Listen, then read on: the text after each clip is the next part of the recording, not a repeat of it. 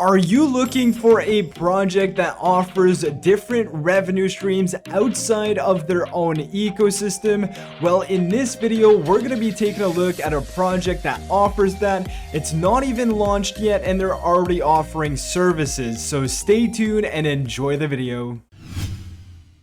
Hey, what's going on, guys? It's Eric here and welcome back to the channel. I hope you guys are having a great day and are doing well. Today we're taking a look at a project. This one here is called the Rebellion Project. It's actually created by Brent, who is a fellow YouTuber. He has started this project a while back and it's actually coming to life, and it is supposed to be launching towards the end of September.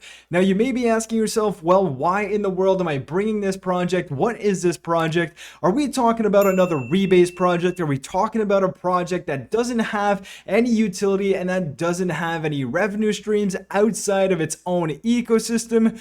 Well, let me give you guys a bit of insight as to what this project is. Now, the first thing we need to understand is, yes, this is a rebasing project, but it is going to stop. And here are the criteria for this rebasing protocol. We have an APY of about 3,678%. Then we have a max inflation rate of 300%.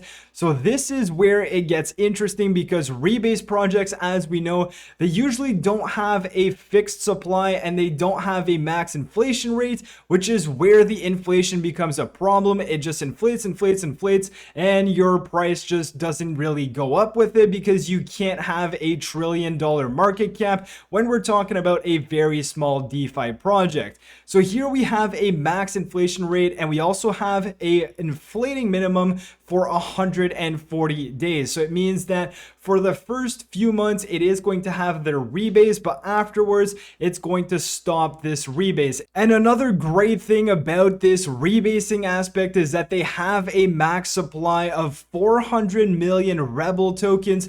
And again, like I said, if they don't have a max supply, then how in the world can it be sustainable? But as soon as they hit this 400 million tokens, they are going to become deflationary with buybacks and burns. And now you may be asking yourself, well, how are they going to generate money in this bear market to be able to do buybacks and burns?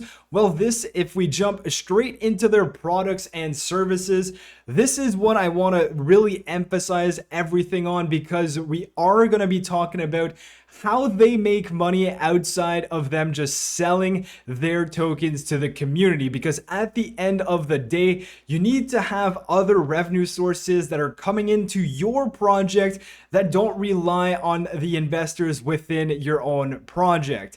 So here are the several ways that they are going to be making money with this project outside of investors just buying their token. The first thing we want to talk about is their Rebel tax system. This is what they call the RTS system. And very quickly, a very quick overview of this is, usually projects collect taxes on their buy and sell trades. And then what happens is that that project goes into the open market, sells those tokens, collects, let's say, BNB or Wrapped Matic, and then they use that to build out the ecosystem. But what happens is that it causes a huge amount of sell pressure, because there's one massive red candle that just destroys everything, and then people start panic selling, and it just has a snowball effect.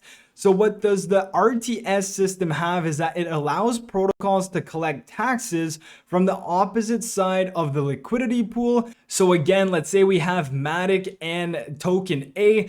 Well, instead of collecting fees in token A, they're able to collect fees in Matic. And so they never have to sell the token A and cause some sell pressure. So this is one of the products that Rebellion is actually offering to other partners. And then they also have the Rebel management system, which is kind of like your liquidity management system that Horde uses. They've implemented their own, and they are also selling that to other projects. So right there and then we have two products that this project is actually using in order to sell to other projects, and they are getting paid when people are using these systems. Now, it's very important to know they haven't even launched yet, and they have Avion, which is going to be a partner and using the RMS. And we also have Rain, which is going to launch relatively soon, that is also going to be using these services. Now, they charge $4,000 upfront fee for these two services, and they are collecting 0.25% of every transaction that is happening within those projects' ecosystems, and that is essentially going back to the Rebellion project. So it's awesome, and it's 0.25 per system. So if they want to use the RTS, they're collecting 0.25 off of every single transaction. And if they use the RMS, they're also collecting 0.25 off of every transaction. And if projects want to use both, then they're collecting 0.5% for each transaction. So those are the two products they're already offering. Like I said, they're not even out yet, and they are offering these to projects, meaning that they are already generating some revenues without having even launched their own project. In the future, they plan on having a launch pad. Again, that is kind of like every other project out there. They do plan on having a launch pad. We're just going to have to wait and see how this all works.